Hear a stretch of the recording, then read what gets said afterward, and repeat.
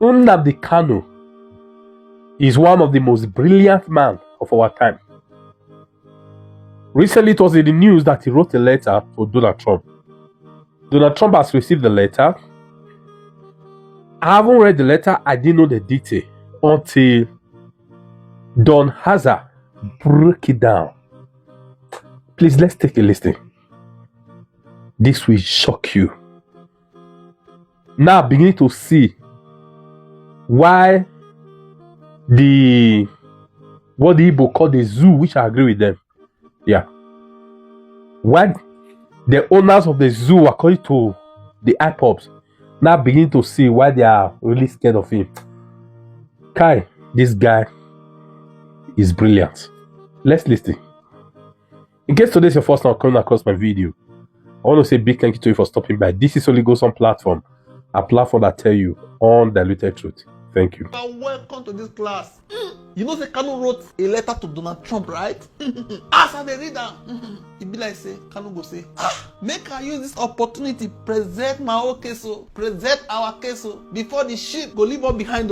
It's like when Moses was sent the children of Israel from Egypt, they come get one particular tribe say, before they carry us join, we dey involve, I know say na middle bet matter, na carry you come, I beg, what enter the ship. So in this class, we are going to look at what is in the letter. We're going to read it line by line, line by line, line by line, line by line, line by line. We go read and until we finish up, okay? Now it bring us come this class. Say Kanu wrote Donald Trump.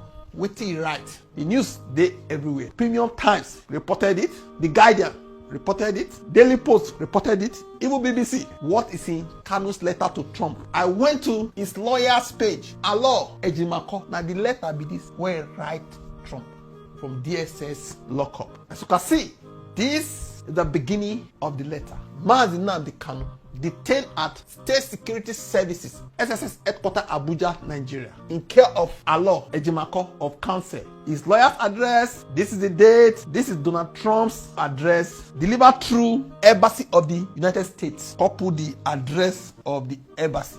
Okay? He write the letter, via his lawyer, the lawyer come carry am give America embassy. Make una help Nnamdi Kanu send am go give Donald Trump. Say he get wetin he wan tell am. Okay? This is the first part. Because the text they tiny, I don't copy am, zoom them so that you and me go dey read am together. Okay? We go start with this one. Your Excellency, I extend warm greetings to you in the name of the Judeo-Christian faith and values we both hold dear. As a practicing Jew and a believer in the Judeo-Christian heritage that shaped Western civilization, I was honored to attend your campaign event in January 2020. So you can see your bold declaration on October 31st, 2025 that the United States is prepared to act militarily and cut aid if Nigeria fails to protect its Christian population has ignited hope in the hearts of millions who have been abandoned by the world.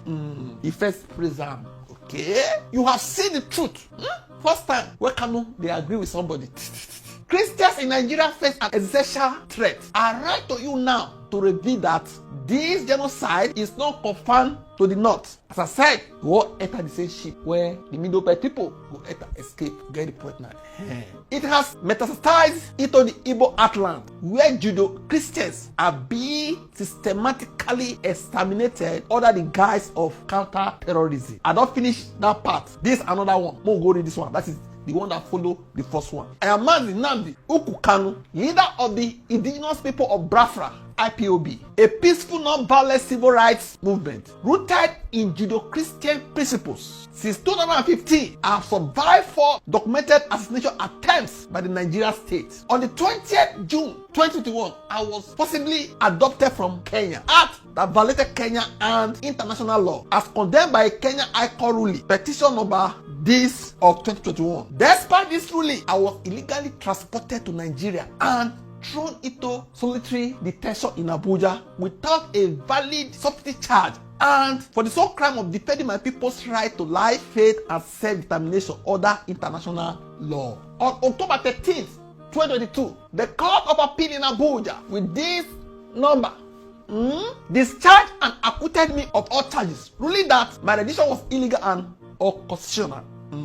We'll go to the next part. Ruling that my rendition was illegal or constitutional and a gross violation of international law. The court ordered my immediate and unconditional release, yet I remain in solitary detention over 1,596 days since my adoption. He dey tell the story wetin don go through.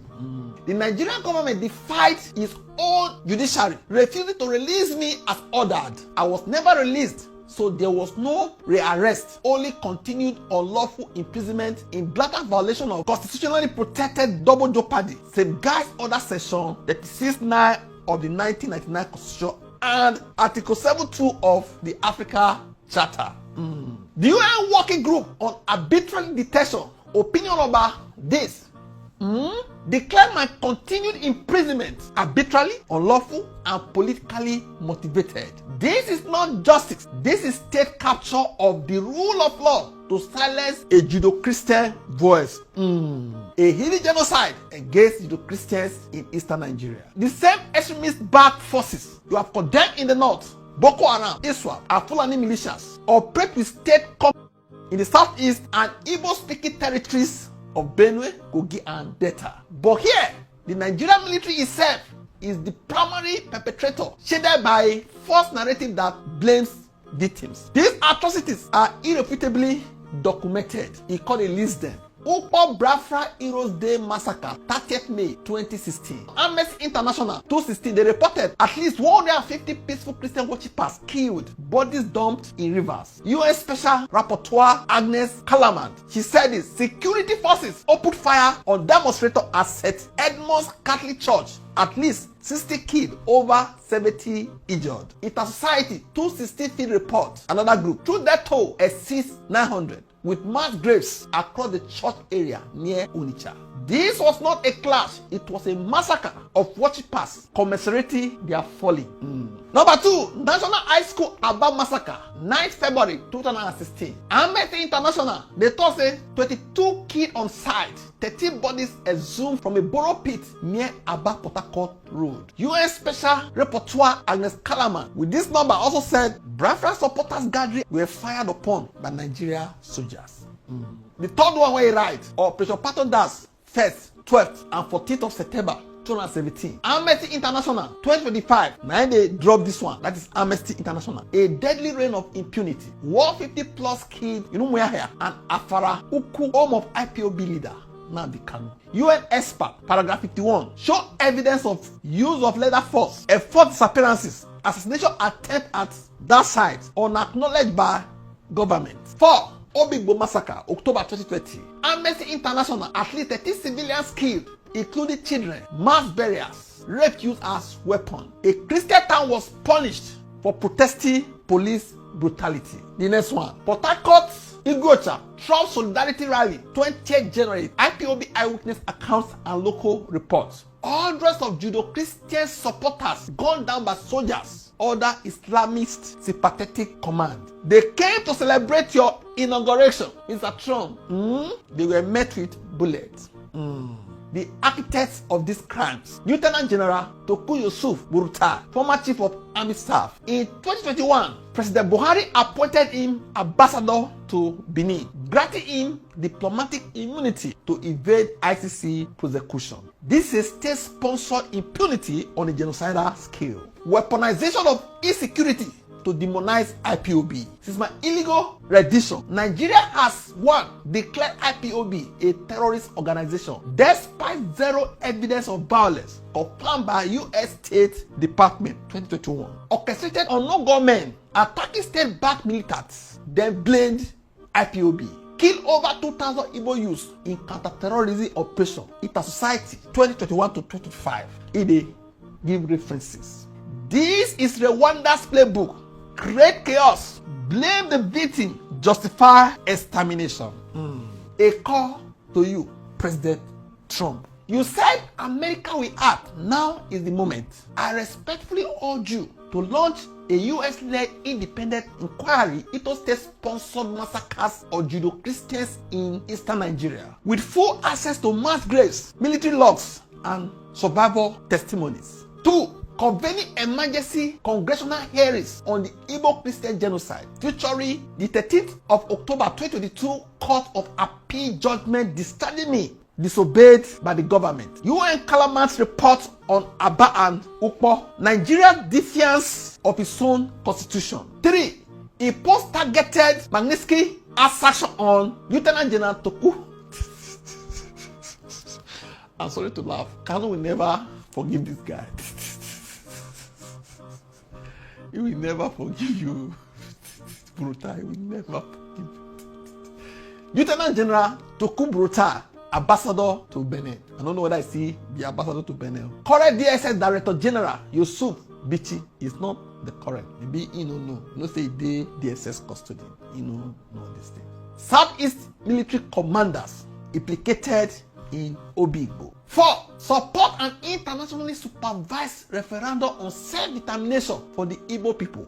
The only peaceful path to end this cycle of violence as affirmed by the African Charter on Human and People's Rights, Article 20. This is the last part. In closing, Mr. President, history will judge us by what we do when genocide knocks. You have the power to stop a second Rwanda in Africa. One tweet, one session, one inquiry could save millions. I remain steadfast in peace, faith, and non-violence, even from a prison cell. IPOB rejects every form of violence. We seek only justice, truth, and freedom. May the God of Abraham, Isaac, and Jacob, who delivered Israel from Pharaoh, grant you wisdom and courage to deliver his people once again. He called closer with deepest respect and urgent hope. He called Sana, Mazi, Nandi, Uku, Kanu, leader, indigenous people of Biafra, IPOB.